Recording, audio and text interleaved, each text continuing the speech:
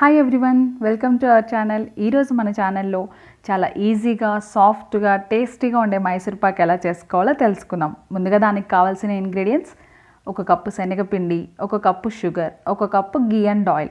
మీకు కావాలంటే కంప్లీట్గా గీ తీసుకోవచ్చు. కంప్లీట్గా గీ తీసుకుంటే మనకు స్వీట్ ఎక్కువ అయిపోయి కొంచెం ఎగుటు టేస్ట్ వస్తుంది. సో అలా లేకుండా ఉండాలి అంటే 1/2 కప్ ఆయిల్ని కూడా యాడ్ చేసుకోండి.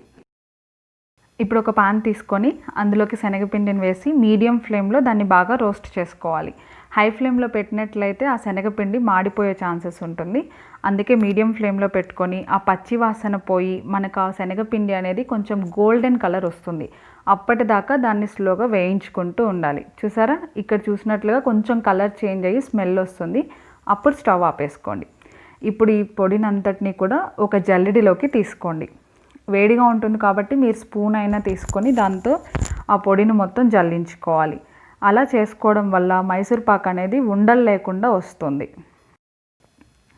ఇలా మొత్తం పిండిని జల్లించుకున్న తర్వాత మనం ముందుగా తీసుకున్న గీ అండ్ ఆయిల్ని అందులో వేసుకొని బాగా మిక్స్ చేసుకోవాలి. గరిటె కానీ, స్పూన్ కానీ లేదా విస్కర్ కానీ మీకు ఏది వీలుగా ఉంటే దాన్ని తీసుకొని మొత్తాన్ని బాగా కలిసేలాగా మిక్స్ చేసుకోవాలి. ఇలా మిక్స్ చేసుకోవడం వల్ల మనకి ఎక్కడ ఉండలు లేకుండా చాలా సాఫ్ట్గా వస్తుందండి మైసూర్ పాకు. సో ఇది కొంచెం లిక్విడ్ లాగా ఉండాలి. మీకు మధ్యలో సరిపోకపోతే గీ కూడా యాడ్ చేసుకోవచ్చు. సో ఇప్పుడు ఒక ప్యాన్ తీసుకొని అందులో మనం తీసుకున్న షుగర్ని యాడ్ చేసుకోవాలి. దానికి సగం కప్పు కన్నా కొద్దిగా వాటర్ తక్కువగా తీసుకొని అందులో వేసుకోండి. సో ఆ వాటర్లోనే మనం తీసుకున్న షుగర్ అంతా కూడా బాగా కరిగిపోయేలాగా మీడియం ఫ్లేమ్లో పెట్టుకొని లేదా హై ఫ్లేమ్లో పెట్టుకొని అదంతటిని బాగా కరిగించుకోవాలి.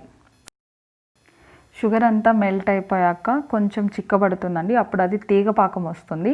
ఇలా తీగపాకం వచ్చేదాకా దాన్ని ఉడికించుకోవాలి. ఇలా ఉడికిన తర్వాత ముందుగా మనం మిక్స్ చేసుకున్న శనగపిండిని తీసి అందులో వేసుకోవాలి. సో ఇది ఎక్కడ కూడా మనం ఉండలు కట్టకుండా ఇదంతా క్లీన్గా వేసేసుకున్నాక మనం గరిటెతో బాగా తిప్పుతూ ఉండాలి. ఆ మైసూర్ పాక్ అనేది ప్యాన్లో కింద అడుగు కట్టేస్తూ ఉంటుంది. సో ఇదంతా కూడా మనం మీడియం ఫ్లేమ్లో పెట్టుకొని బాగా థిక్గా అయ్యేంత వరకు చేసుకుంటూ ఉండాలి. సో కింద సైడ్స్లో ఎక్కడ మాడిపోకుండా ఉండడానికి మనం అలా కలుపుతూనే ఉండాలి. కొద్దిగా గట్టిపడ్డాక ఒక 2 స్పూన్స్ గీని కూడా యాడ్ చేయండి. ఇలా కొద్దిగా గీ యాడ్ చేసుకొని కలపడం వల్ల అది మరీ థిక్గా అయిపోకుండా కొంచెం పలచబడుతుందండి. సో ఇలా చివర్లో కింద ఎక్కడ మాడిపోకుండా మనం కదుపుకుంటూనే ఉండాలి. సో చూసారా, ఇక్కడ చూపిస్తున్నట్లుగా అది కొంచెం లిక్విడ్గా ఉన్నప్పుడే మనం దాన్ని స్టవ్ ఆఫ్ చేసుకొని సపరేట్ చేసుకోవాలి. సో ఇప్పుడు ఒక గిన్నెకి గీని అప్లై చేసుకొని అదంతా కూడా ఆ ప్లేట్కి మొత్తం అయ్యేలాగా చూసుకోండి. ఇది మీ ఇష్టం, ఏదైనా సరే మీకు కంఫర్ట్గా ఉన్న పాత్ర తీసుకొని అందులో వేసుకోవాలి.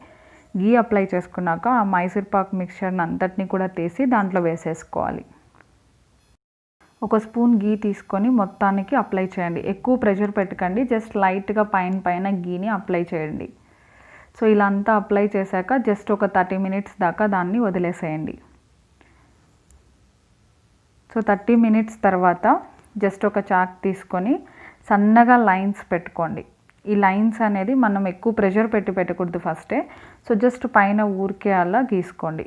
ఇప్పుడు నిదానంగా ఒక్కొక్క లైన్నే కొంచెం ప్రెషర్ పెట్టి మైసూర్ పాక్ అనేది ఎక్కడ డిస్పర్స్ కాకుండా అలా కట్ చేసుకోండి. ఇప్పుడు రివర్స్లో తీసుకొని ఒక్కొక్క లైనే మీకు కావాల్సిన షేప్లో కట్ చేసుకోండి. చూసారా, మైసూర్ పాక్ ఎంత సాఫ్ట్గా వచ్చిందో, చూడ్డానికే నోరు ఊరిపోతుంది కదా. చూడండి, మధ్యలో మీరు బ్రేక్ చేసినట్లయితే ఎక్కడ మీకు ఉండలు అనేది కూడా ఉండదు. మైసూర్ పాక్ చాలా సాఫ్ట్గా వస్తుంది. ఎంత ఈజీగా రెడీ అయిపోయిందో కదా.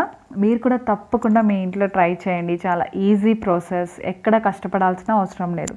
మీకు టేస్ట్ ఎలా వచ్చిందో నాకు కమెంట్స్లో చెప్పండి. ఈ వీడియో మీకు నచ్చినట్లయితే లైక్ చేయండి, షేర్ చేయండి అండ్ సబ్స్క్రైబ్ చేయండి. Thank you.